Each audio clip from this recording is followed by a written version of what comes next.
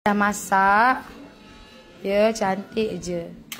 Yang ni kita nak taburkan coklat dia.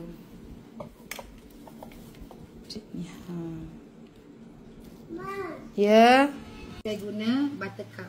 Saya guna ni. Kalau nak guna pelantar boleh, nak guna margarin boleh, nak guna margarin pelangi boleh, nak guna buttercup yang mentega tu pun boleh, suka hati korang. Okey. Okey, saya buat 2 adunan. Kalau 2 adunan saya akan pakai 2 cawan. Kalau korang nak 1 adunan, pakai je 1 cawan. Okey. Tengoklah kalau 2 adunan, kalau 2 adunan cukup untuk 1 balang botol besar. Kalau 1 adunan, separuh balang. Okey. So masukkan lagi 1 cawan butter.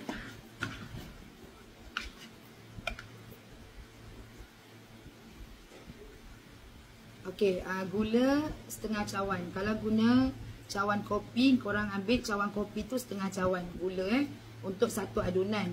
Kalau 2 adunan, kita kena pakai 1 cawan penuh. Okey. Esi vanila 1 sudu kecil. Okey, untuk 1 adunan. Untuk 2 adunan, 2 sudu kecil. Okey. Kuning lemon kita pakai 2 sudu kecil. Kalau 1 adunan 1 sudu, 2 adunan 2 sudu kecil. 1 2 ya. Okey, telur untuk 1 adunan sebiji telur kuning. Untuk 2 adunan 2 biji telur kuning masukkan 2 biji. Okey, kacau-kacau dia, gaul-gaul dia. Yasmin sekolah pagi tu lah. Gaul-gaul ya. Hai Yasmin papa, hai. Kuih apa?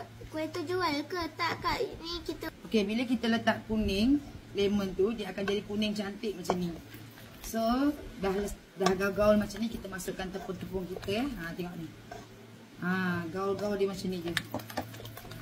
Tengok. Okey. Tepung custard 1 adunan 1 cawan. 2 adunan, 2 cawan ya. Kita masuk 2 cawan, 1. Okey, 2 cawan. Tepung custard ya.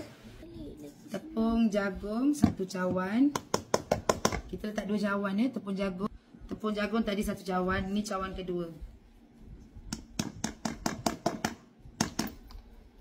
Okey, korang gaul dulu. And then baru kita letak tepung gandum tu. Tepung gandum selalunya letak last. Jangan letak awal-awal. Selalunya letak last ya. Baru kita tahu dough kita okey ke tak. Okey. Okey, masukkan tepung gandum untuk 1 adunan 2 cawan. So Kak Zai buat 2 adunan. 2 adunan 4 cawan. Tepung masuk sikit-sikit. Tepung gandum ni masuk sikit-sikit. Jangan masuk full. Nanti takut dia keras. Okey, masuk sikit-sikit. 1 2 3 dah masuk nombor 3. Kita kacau-kacau. Okey, kita gaul-gaulkan dia. Okey, gaul-gaul. Tepung lagi 1 cawan tu ada ya. Kita simpan dulu. Kita gaulkan yang 3 cawan ni dulu. Okey, kita gaulkan dia. Kalau tak cukup tepung, tambah sikit-sikit. Okey. Macam kita cakap lah, tepung kena taruh sikit-sikit. Jangan full letak. Okey, tutup. Okey, yang ni masuk sikit-sikit. Masuk and then kita uli. Masuk, kita uli ya. Masuk sikit-sikit. Masuk je lah semua. Dah tahu dah kan. 2 cup masuk je semua. Okey, tutup. Okey. Tengok dia dah cantik adunan. So tepung gandum dengam lah 2 cawan. Kalau korang rasa nak keraskan, tambah je tepung gandum. Kalau korang rasa nak macam ni, dia dah okey dah. Okey, ikut suka-suka hati. Kita parut-parutkan dia macam ni.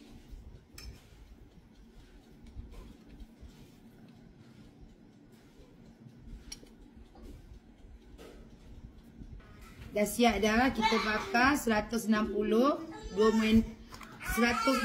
suhu 160. Masa dalam 20 ke 25 minit. Okey, dah masak je, ambil.